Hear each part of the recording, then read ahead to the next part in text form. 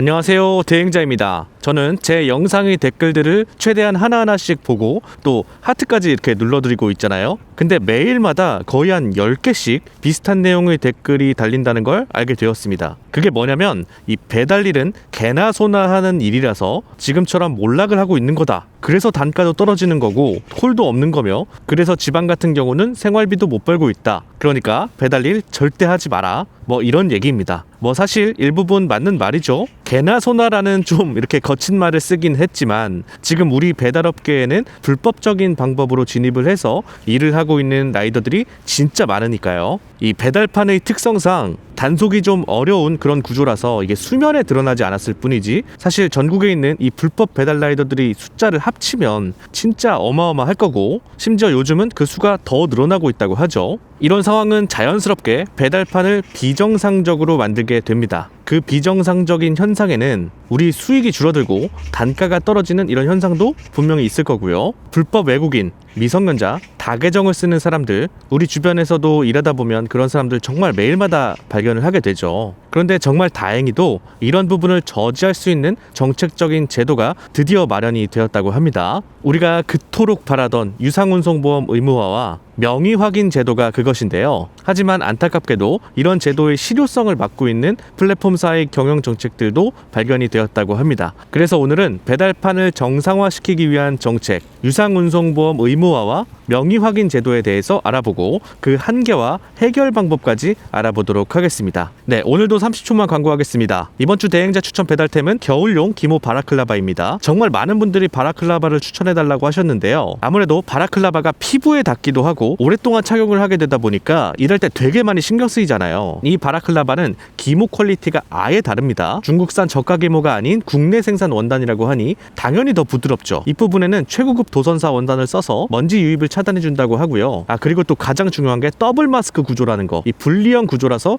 음료를 마시거나 담배를 피우거나 할 때 굉장히 편합니다. 이게 일체형은 이 부분을 내릴 때 바라클라바 전체가 움직여서 불편하잖아요. 근데 이건 얼굴형에 맞춰서 딱 고정이 되니까 너무 좋더라고요. 그리고 마감이 잘 되어 있는 편이라서 쓰고 벗을 때 자국도 덜한 편이고요. 저는 이번에 5개를 더 추가로 구입해서 지금 잘 쓰고 있습니다. 제품에 대한 자세한 정보가 궁금하신 분들은 제목 아래 설명글 더보기 누르시고 링크 한번 확인해 보시길 바랍니다. 네, 지난 14일 유상운송보험 의무화가 확정되었죠. 이전까지는 배민이든 쿠팡이든 뭐 어디든 보험 확인을 하는 게 권장에 그치기만 했었습니다. 문제는 책임보험만 들고 타면 사고가 났을 때 이 피해자에게 제대로 된 보상을 못 해주게 된다는 거죠. 근데 그동안은 제재가 없었기 때문에 유상운송보다 훨씬 더 저렴한 이 책임보험만 들고 명의를 빌려서 일을 하던 이 수많은 불법 라이더들이 그야말로 판을 쳤던 것이죠. 이 때문에 불법 라이더들을 향해 도로 위의 시한폭탄, 이렇게 불렀던 거죠. 생활물류 서비스 산업 발전법 개정안에 유상운송보험 의무화가 이제 삽입이 되어서 통과가 된 걸로 보이는데요. 유상운송보험 의무화는 배달업계의 입장에서 볼 때 다른 법안보다는 훨씬 더 큰 의미가 있습니다. 왜냐하면 라이더의 직접적이고도 이 집요한 요구가 정부에 받아들여져서 새로 만들어진 그런 법안이니까요. 프리랜서로 전국에 뿔뿔이 흩어져 있어서 뭉쳐서 뭐 따로 의견을 모으지 못했던 이런 라이더들이 목소리를 모아서 공식적인 결과를 낸 것이 이번이 처음이죠. 이번 선례는 앞으로의 요구사항, 특히 이 배달판을 정상화하는 데 필요한 요구들을 추진하는 데 굉장히 큰 힘이 되겠죠. 이번 유상운송보험 의무화에는 물론 아쉬운 부분도 분명히 있습니다. 보험 적용이 자전거는 빼고 오토바이까지만 의무화가 되었고, 또 유상 종합이 아니라 유상 책임까지만 의무화가 적용이 되었습니다. 좀 아쉽긴 해도 뭐 어쨌든 진입장벽이 하나 세워지긴 한 거죠. 그간 책임보험만 들었던 배달 라이더들은 모두 비용이 늘어날 수밖에 없을 테고요. 물론 이전부터 이 유상운송 보험에 해당하는 시간제 보험이 있었기 때문에 과연 이런 의무화가 실효성이 있을까, 이렇게 생각할 수도 있겠지만 지금 시간제 보험도 안 하고 그냥 배달하는 사람들이 정말 엄청나게 많습니다.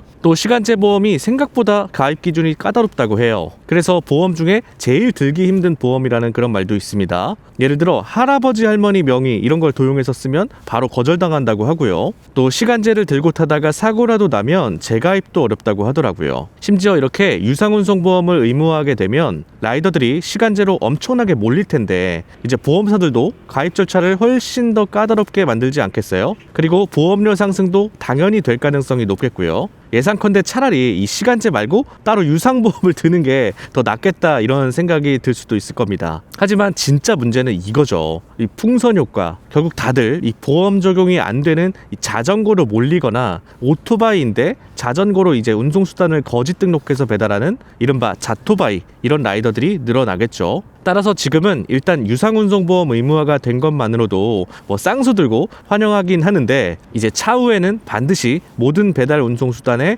유상운송보험 의무화가 적용될 수 있도록 정부에 강력히 요구해야 할 필요가 있습니다. 또 지금은 유상 책임까지만 의무화를 했지만 실제 현장에서 사고가 났을 때 책임보험은 보장 범위가 너무 제한적이라서 문제가 많죠. 그래서 피해자에게 제대로 된 보상을 못 해주는 경우가 많습니다. 솔직히 배달라이더들 중에 그걸 현금으로 보상할 만한 그런 여윳돈을 넉넉히 갖고 있는 경우는 뭐 흔하지가 않잖아요. 그래서 우리 배달업계에서는 유상운송 종합보험 이 유종 의무화가 반드시 필요합니다. 유상보험 확인 의무는 법 발표 이후 6개월 이후부터 적용이 되어야 한다고 하고요. 또 이번 발의안에서는 이거 말고도 교통안전교육 의무화도 있다고 합니다. 이것도 명의를 정비하는 방안 중의 하나로서 아주 깊은 의미가 있다고 해요. 물론 이제 안전에 대한 필수적인 교육을 받는 것이 이 주된 목표이긴 하지만 이런 교육을 사이버가 아니라 대면으로 단체적으로 실시를 해서 그 과정에서 명의를 재확인할 수 있는 이제 하나의 장치로 볼 수도 있는 거죠. 자, 다음으로는 명의 확인 제도도 알아볼게요.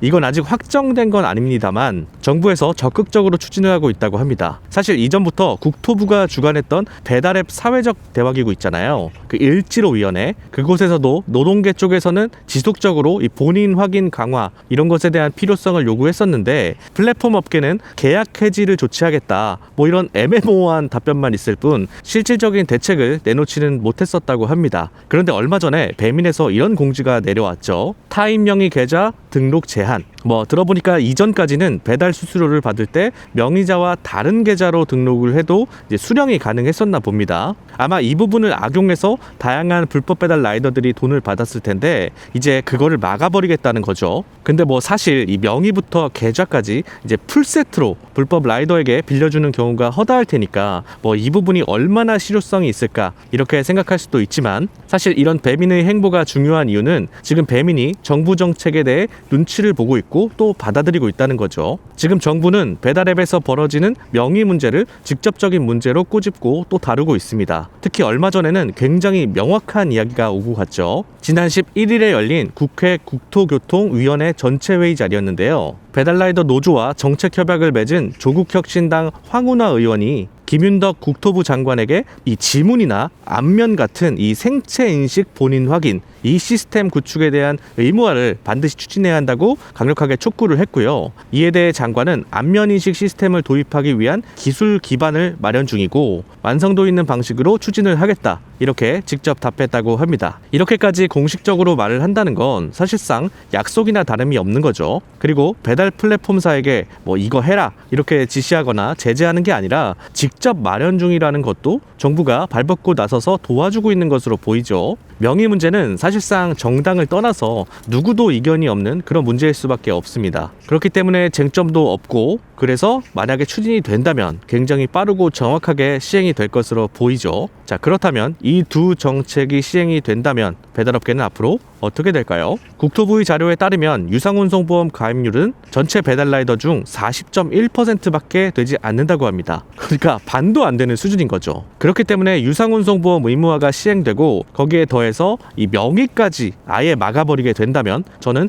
꽤 큰 변화가 있을 거라고 생각이 됩니다. 일단 당연히 불법 외국인 배달라이더는 대거 제거가 될 거고요. 또 지인명이나 투폰 등 이런 다계정으로 돌리는 라이더들도 많이 없어질 겁니다. 그리고 시간제 보험의 진입 장벽도 분명히 조금은 더 두터워질 걸로 보이기 때문에 많은 무보험 라이더들이 자전거로 쏠릴 테고요. 보험료 자체가 비싼 20대 초중반 라이더들도 자전거로 몰리게 될 겁니다. 이 때문에 2,000원대 저단가들이 막 계속해서 해소가 될 테니까 단가가 더 떨어지겠다 이렇게 볼 수도 있겠지만 보험과 명의의 장벽이 생기면 불법 고용을 일삼는 플러스 지사들도 대거 정리가 될 거로 보이기 때문에 이 둘이 어느 정도는 상쇄가 될 걸로 보입니다. 그래서 결론은 배달업계의 코어층 이 연령대 35세부터 55세 이 연령대의 정상적인 전업, 부업 배달 라이더들의 근무 환경은 이전보다 훨씬 더 많이 완화될 것 같아요. 결국 이 모든 정책은 비정상을 정상화하는 작업이죠. 물론 이거 한다고 뭐 단가가 확 오르거나 그러지는 않을 겁니다. 하지만 가장 중요한 건 이 시장 논리에 따라 균형을 맞춰서 수익이 정상화가 된다는 거죠. 지금까지 이 비정상적으로 넘쳤던 수요가 사라지고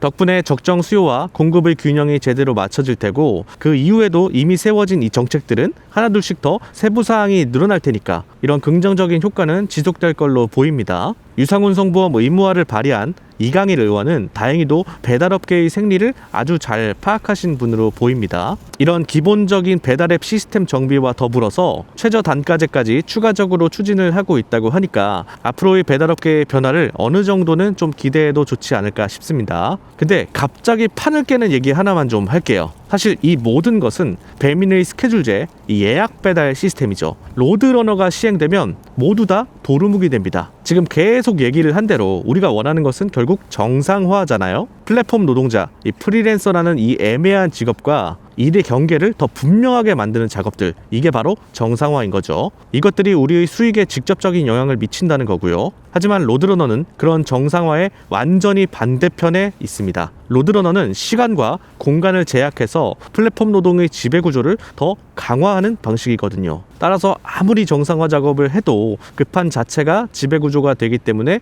의미가 없어지는 겁니다. 그러니까 지금껏 해온 것들이 도루묵이 될 수도 있는 거죠. 그래서 이렇게 배달업계를 위한 좋은 정책이 발표되고 있음에도 불구하고 우리는 여전히 긴장을 해야 할 필요가 있습니다. 이 로드러너에 대한 저지 집회가 이번 11월 25일 3시 몽촌토성역 앞 배민 본사에서 라이더 유니온의 주최 아래 진행될 예정이라고 합니다. 제 생각에는 이번 집회가 어쩌면 로드러너를 저지할 수 있는 마지막 총력전이 될 것 같은 그런 생각이 드는데요. 여러분도 이 마지막 총력전에 부디 힘을 실어주셔서 배달업계의 정상화를 함께 만들어주셨으면 좋겠습니다. 네, 오늘은 유상운송보험 의무화와 명의 확인 제도에 대해서 알아봤습니다. 긴 영상 시청해주셔서 감사드리고요. 다음에 더 유익한 영상으로 찾아뵙도록 하겠습니다. 지금까지 대행자였습니다. 감사합니다.